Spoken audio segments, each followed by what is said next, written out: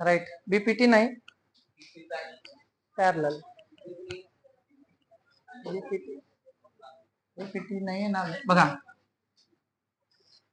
Right. BPT ची आकृती येते रे, आली का? हे बघा, in triangle ABC PQ is a line divides the intersecting AB at P, AC at Q such that PQ parallel BC. म्हणजेच या ठिकाणी एक साइड पॅरलल आहे. राईट. अरे हाच क्वेश्चन 2026 ला परीक्षेला पडलेला आहे, आता आपल्या रिसेंट बोर्डाच्या आपल्या क्लासच्या विद्यार्थ्यांनी सोडवले. हा, मग या ठिकाणी कोणाकोणाला आकृती सुद्धा काढता आली नाही, आपल्या क्लासचे नव्हते ते. हा, पी आणि क्यू असे दोन सेक पॉइंट आहेत आणि पी क्यू पॅरलल बीसी दिसायला की बीपीटीच आहे.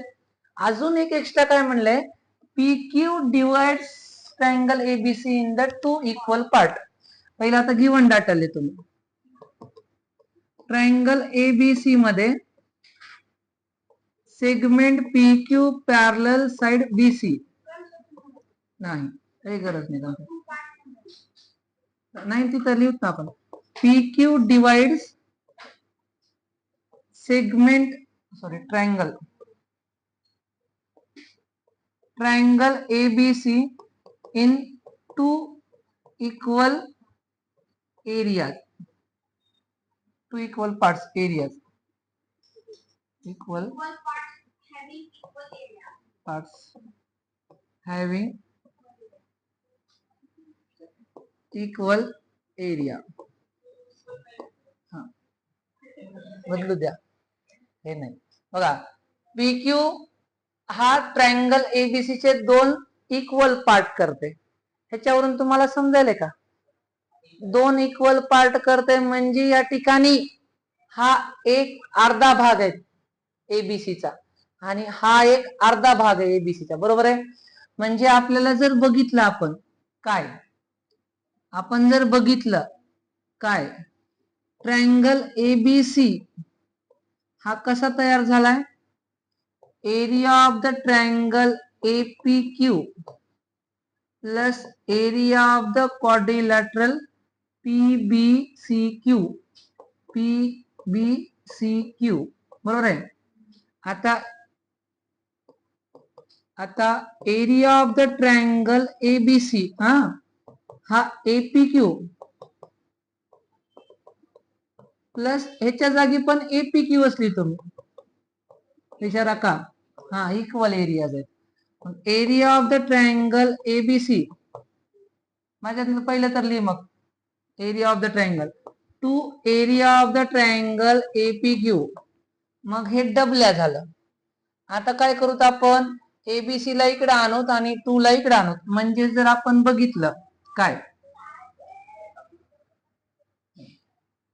तर area of the triangle APQ upon area of the triangle ABC मोठा, हा 1/2 येते.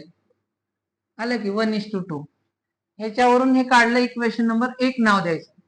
असं काढल्यानंतर आता काय करायचं, ह्या दोन ट्रायंगलला सिमिलर करायचं. केलंय आपण. Triangle APQ and triangle ABC. असं जरा सॉफ्टली हँडल करावं लागतं, मला सवय तिकडे पडत.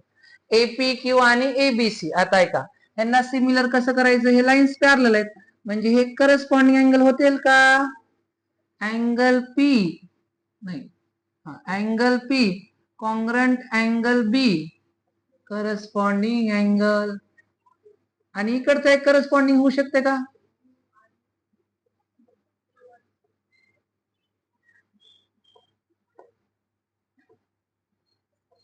हा. आता हा Q आणि C, राईट.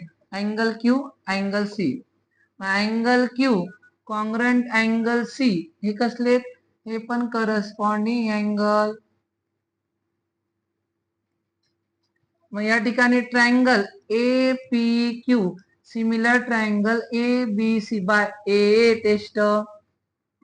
आता मला सांगा corresponding sides of the similar triangle are in the same proportion. आणि अजून आता त्यांनी एरिया दिलाय म्हणजे टोस्ट वापरावं लागतं. इथे एरिया आहे ना, area of the triangle APQ upon area of the triangle ABC. Similar ट्रायंगलच्या एरियाचा ratio, ratios of the areas of the two similar triangle is equal to the ratio of the squares of their corresponding sides. AP चा square upon AB चा square, toast. मान्य. आता इथं 1/2 घेता येते का मला? यस.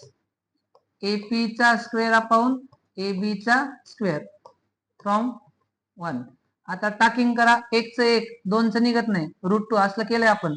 AP ला AP, AB ला AB. हेच पाहिजे होतं का आपल्याला? बघा, हा हे नाही पाहिजे ना. आता काय करावं लागतं, लक्ष द्या. AB मधून AP जर काढलो तर BP उरते आणि BP पाहिजे ना तुम्हाला इथं. तर आता काय करायचं माहिती का, इकडे बघा, पहिल्या याला इन्व्हर्टेंडो √2 अपॉन 1 AB अपॉन AP. का बरं केलं इन्व्हर्टेंडो सांगा बरं? AB मोठं आहे, AB मधून AP मायनस होऊ शकते, AP मधून AB मायनस होत नाही म्हणून इन्व्हर्टेंडो. त्यानंतर डिव्हिडंडो √2 - 1 upon AB minus AP upon AP. ह्याला म्हणायचं डिव्हिडंडो. ओके. हा, आता इथं √2 - 1 अपॉन 1 बरोबर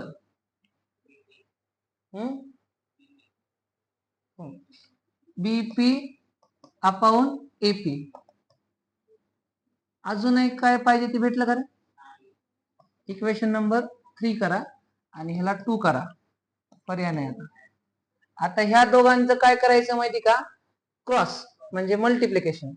इक्वेशन 2 मल्टिप्लाय बाय इक्वेशन 3. आता शेवटीला जुगाड करण्यासाठी करावं लागतंय.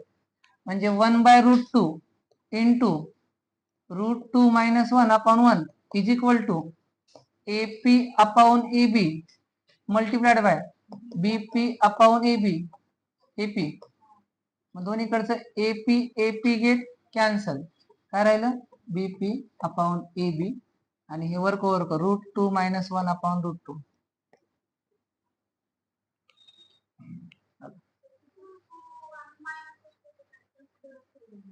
म्हणजे वजा हे का डिव्हिडंडो हे.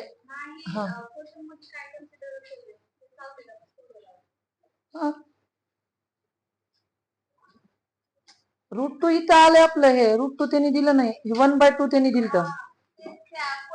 क्वेश्चन नुसार आलंय ते, फक्त त्यांनी एवढं म्हणलंय 2 इक्वल पार्ट, ह्याच्यावरून एवढं सगळं आलंय.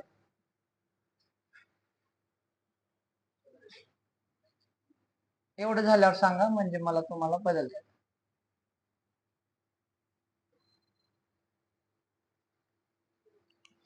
हे बघ त्यांनी काय